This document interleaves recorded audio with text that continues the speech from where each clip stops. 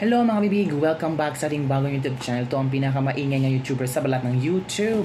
Ako si Kabibig, maglebak-lebak na daw with evidence. Ako, ano ba itong nabasa kong mga komento na nagtatago na daw si VP Sara Duterte.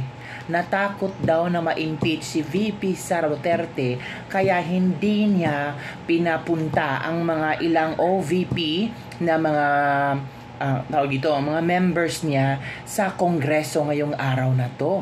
Ang sabi pa ng mga chismosang palaka, nagtakot na daw si VP Sara at umalis na ng bansa. Ano ba namang klaseng chismis yan? May ebidensya ba kayo? Baka puro kuro-kuro lang yan.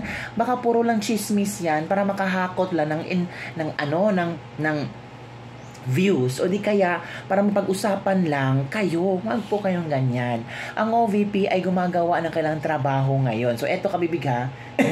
Ito pala ang nangyari kung bakit hindi sila nakasipot sa araw na ito. Congress attempted to serve unexpired na pala. Expired subpoena to the OVP. Ay naku, Kongreso. Bakit expired ang inyong is-serve sa OVP? Mistakenly believing the OVP would not notice such a stunt. Nako. Congress also disregarded the 3-day prior notice rule. Ano bang pinagmamadalian nyo, Kongreso? Kating-kati na ba kayo na i-impeach si VP Sara? Kasi Congress also disregarded the 3-day prior notice rule. Tapos ang Congress attempted na mag-serve ng expired Keep pestering the OVP all you want. They're still gonna outsmart you clowns every single time.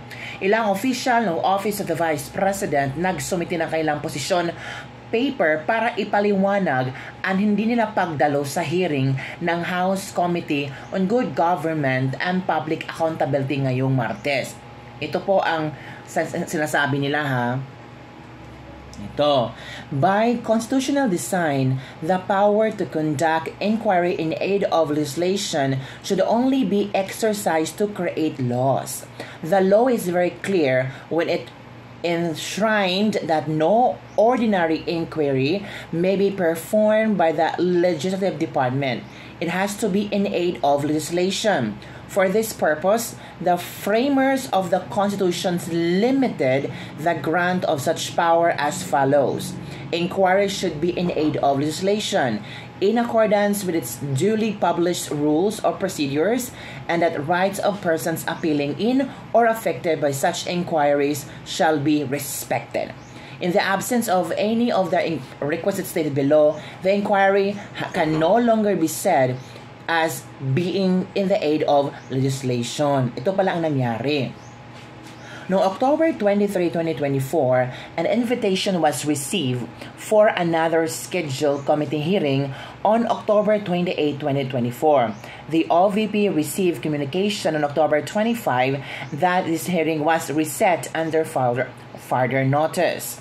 On November 4, 2024, the OVP was informed that there was another invitation for hearing on November 5, 2024. This invitation was dated on November 1, 2024 and had been sent to the email addresses of several officials and personnel of event date. Within the same day, 2 personnel from the Office of the Sergeant at Arms attempted to transmit the subpoena ad testificandum signed on October 17, 2024 for a past hearing date stated on the document, which is October 28, 2024. Expired pala. Oo. Ito, discussion. The undersigned officials and personnel reiterate and replead its position in the position paper submitted to this committee on October 17, 2024. Further, we respectfully inform the committee that in accordance with the jurisprudence laid down in the Cadella v. Trillanes, as well as the rules governing inquiries in aid of legislation, that will not be attending the committee hearing.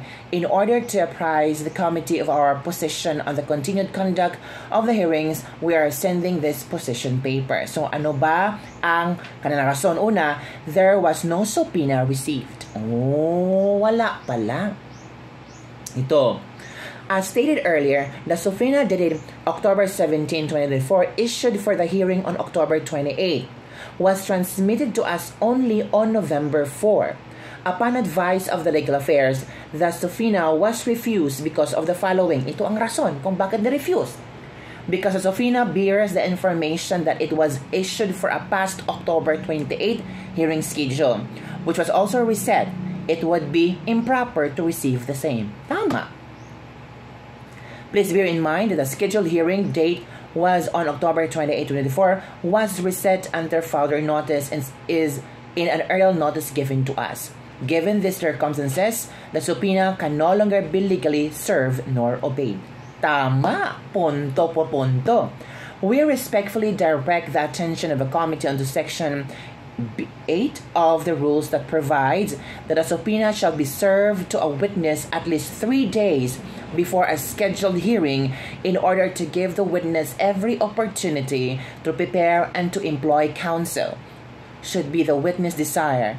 Taking this into account, service of the subpoena must be proper in order not to violate the right to sufficient notice of the persons invited into a hearing. Oh.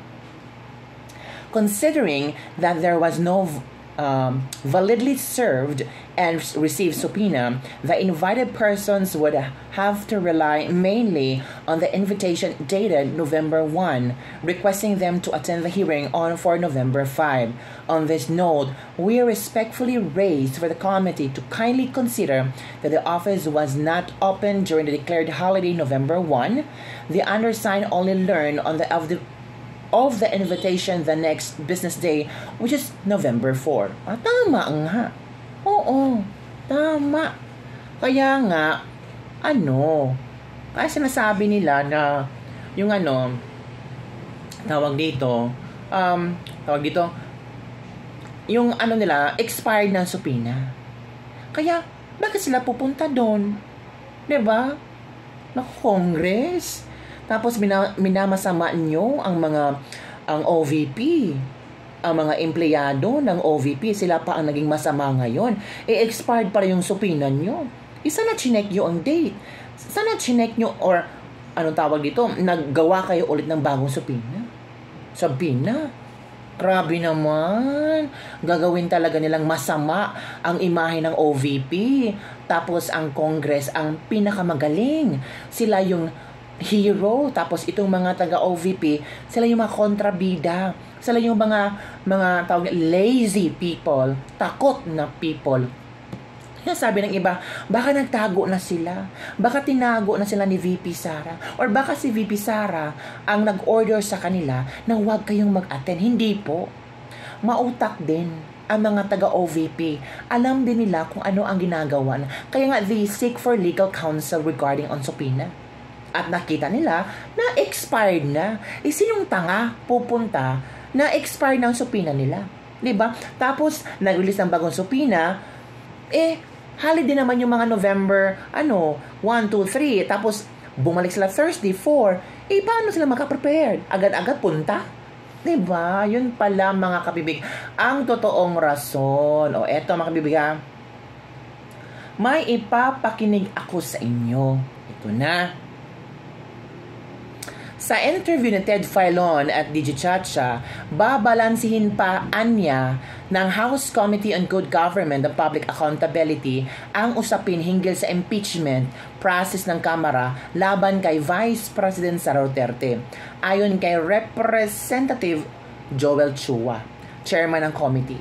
Giit ni Chua, ikakonsidera at pag-aralan din ng committee ang iba pang paraan na gagawin sa naturang impeachment laban sa Vice Presidente. Samantala, kumpiyansa naman ng mga kongresista na nakatigan ng mga senador ang naturang impeachment. So, lumabas na lumabas na talaga kung ano ang pakay nila, kung bakit gusto nilang imbestigahan ang OVP confidential funds. It's because they want to impeach VP Sara. Diba? Samantala daw, kumpiyansa ang mga kongresista na kakatigan ng mga senador ang naturang impeachment. Alam nyo na, i-consider at pag-aaralan din ng committee ang iba pang paraan daw di umano na gagawing naturang impeachment laban sa Vice Presidente. So eto makinig tayo sa interview ni Ted Filon kay Joel Chua. Joel, balikan ko lang po itong itong nga pong posibilidad ng impeachment complaint laban kay VP Sara. Sa ngayon po kasi nagbabalik session po kayo and you only have until December 20. Pagkatapos po nun, ang balik po ninyo ay Enero at 13 at ang inyo pong mahaba na pong break for the campaign period and election ay February 7. Ano po yung last day ninyo? Sa inyo pang palagay ngayon, materially, do we have the material time to be able to go on with the impeachment process in the lower house? Well, yung nga po yung nabanggit ko kanina na ito talaga tatalakayin pa po namin ng mga miyembro. Baka mamaya exercise yung futility na rin po dahil unang-una po wala na rin po tayong panahon.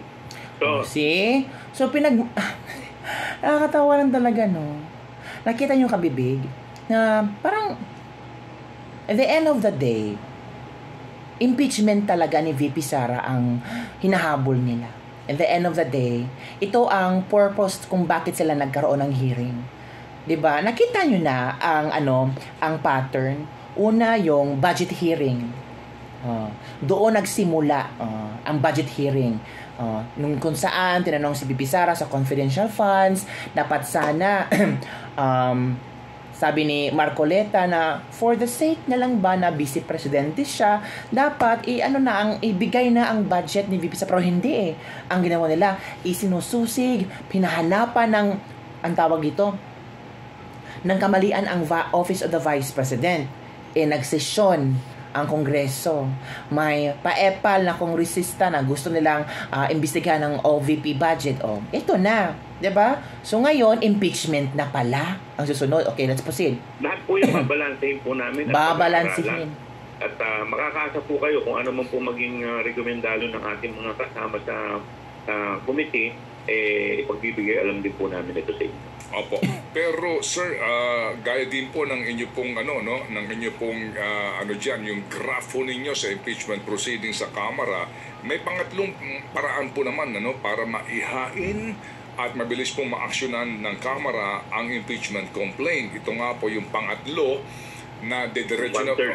Opo, ito po yung 1/3 po na pirma na kakailanganin po lamang sa isang verified complaint. What do you think of that? 1/3 lang ang pirma. So I'm sure makukuha nila yan.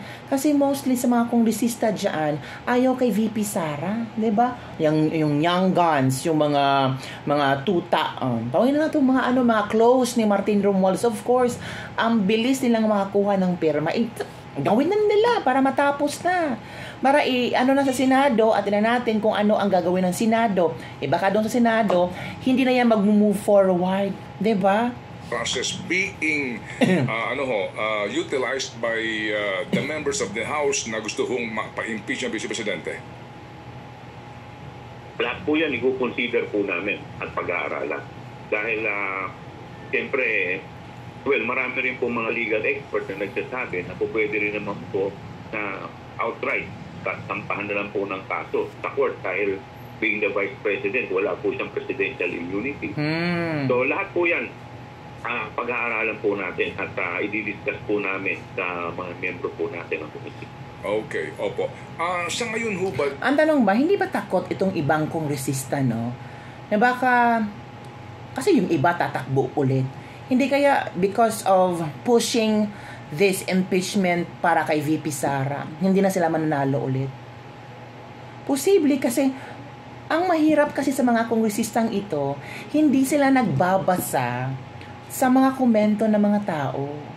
Ang palagi nilang nakikita na tama sila. What if kung tatakbo ulit sila sa pagiging kung anong klaseng kongresista, governor, or mayor, hindi kasi sila natakot na baka matatalo sila sa eleksyon? Sir, ito lang po ay ito sir, ito po ang ating pinag-uusapan ay mga theoretical po lamang na bagay, no? Kumbaga, mga posibilidad po. Sa ngayon ho ba, sa mga nag-iisip po ng pagsasampa ng impeachment complaint laban sa Vice Presidente, na pag-uusapan na ba kaya yung pong chance nito na makakuha po ng sapat na boto para po sa sinasabing conviction kung sakasakali man. Kasi malaking bagay din po yun, di ho ba? No? Maghahain ka ng gantong reklamo, Tama. kayo'y kakain ng oras, and then at the end Correct. of the day, wala naman po mahihita sa Correct. Senado. Correct. Alam po ninyo, Manong Ted, yan din ang katanungan ko. Pero siyempre, ang mga senador po, trabaho din po nila yan eh. Ang taong bayan po ay nagmamatsyag at nanonood po sa amin. Oo nga, ang taong bayan nagmamatsyag at nanonood sa inyo. And the same time, alam na ng taong bayan kung para saan itong hearing-hearing nyo. Ngayon lang ninyo inamin na para impeachment talaga ni VP Sara. Bakit? Kating-katina ba ni si Speaker Martin Romualdez uupo bilang Vice President? Di ba? Kasi ito na pro-project ng mga tao kasi Romualdez kating-katina Gusto talaga niya mawala si VP Sara para siya nang uupo. Kasi nakikita namin kung saan pupunta si BBM sa ibang bansa, nandyan palagi si Martin Romualdez. Ano bang purpose ni Martin Romualdez dyan? Acting Vice President or acting President yang si Martin Romualdez. Yan ba talaga ang natulong niya sa bansa natin maging sunod-sunod? O di kaya siya talaga ang tagamando? Hoy. Tama po kayo. Marami po dyan kasi hihingi po talaga ng suporta, lalong-lalo na sa parting Mindanao. Kaya pala confident itong mga kongresista na mag-hearing kasi hindi sila hihingi ng tulong sa iba't ibang parte ng Pilipinas. Doon lang sila nag-concentrate kung saan sila tatakbo. For example, tatakbo sila sa Leyte. O doon lang sila nag-concentrate kasi doon lang ang mga botanteng boboto sa kanila para maging kongresista. Wala silang pakialam sa iba't ibang party ng Pilipinas. Kaya, okay, let's do the impeachment hearing. 'Di ba? Pero you don't know. Baka yung mga constituents nyo dyan, sa harap-harapan, friendly, pero sa talikod, gigil ng ibagsak kayo. 'Di ba? Yun kasi iniisip ng mga kongresista ngayon Okay lang kasi we don't need the votes of the majority of the Filipinos. We only need the votes sa mga constituents natin sa ating specific na lugar. Ang tanong, kung yung mga constituents na iniisip mo ay supporter ni VP Sara, iboboto ka pa ba? 'Di ba? Yan kasi, kaya confident sila na mag-impeachment hearing. Confident. Ngayon, ang problema sa Senado. Kasi kung tatakbo kang senador, buong Pilipinas yan. Paano mag-move forward ang impeachment ni VP Sara kung sa Mindanao pa lang, sa Visayas pa lang, delikado na ang mga senador na tawag dito yung susuportahan ng impeachment. Hindi sila manalo, 'di ba? So yun na nga ang nakita nilang problema ngayon. Sa Congress, sabi nila hindi masyadong problema kasi we don't need the votes for the majority of the Filipino people. For the Senado, they need the vote of the Filipino people. So yun na ang pagkakaiba. Pero ako po naniniwala na ang ating mga senador naman ay reasonable at ang malaki po magiging participation po dito ng media at ng taong bayan. Nabanggit niyo po yung suporta sa Mindanao. Factor ho bang malaki na maituturing ito pong paparating na halalan sa usapin po ng mga nakaupo ngayon na reeleksyonista? Of course, Ted. Takot silang matalo. So, kailangan ba nilang i-push through yung impeachment sa Senado?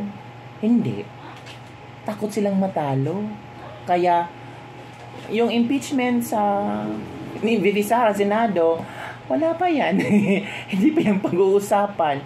Kaya nga kabibig, kailangan natin ng mga bagong senador na susuporta kay VP Sara. Mga bagong senador na ilalaban si VP Sara. Kaya huwag kalimutan, pinibilaban ng mga senador, botohan natin para kung ma-push talaga itong impeachment ni VP Sara, pupunta sa Senado, sa Senado pa lang, wala na. Goodbye na. Well, at least so far as their city is concerned, yung Davao, dahil sa mahabang panahon, sila naman po talaga ang namamayagpag dyan. Siyempre, wala naman po ako ngayong idea kung ano po ang sitwasyon dyan ngayon dahil ang alam ko po, meron naman din pong lumaban sa kanila. Pero talo na. Siyempre, yung mga senador na humihingi po ng suporta at dati na po nila mga kaalyado at mga kaibigan, tingin ko isang factor din po yan. Opo.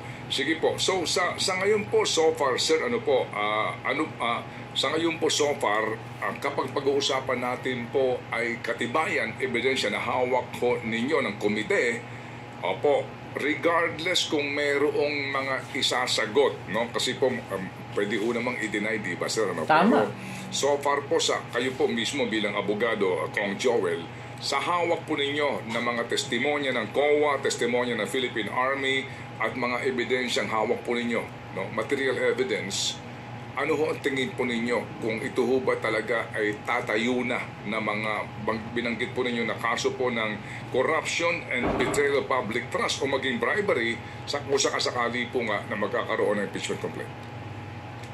Actually, mabibigat po talaga yung paratang na to. In fact, doon nga po sa pondo po doon sa DepEd, lumalabas po doon sa aming investigasyon, ito pong certification ay ginamit lang pang takip doon sa AOM na inilabas po. At ito naman po ay inamin mismo ni Attorney Powa, yung dating USEC po, dahil siya po yung nagpahanap ng justification. At yun din ay ang gumawa po ng paraan, si USEC Mentin.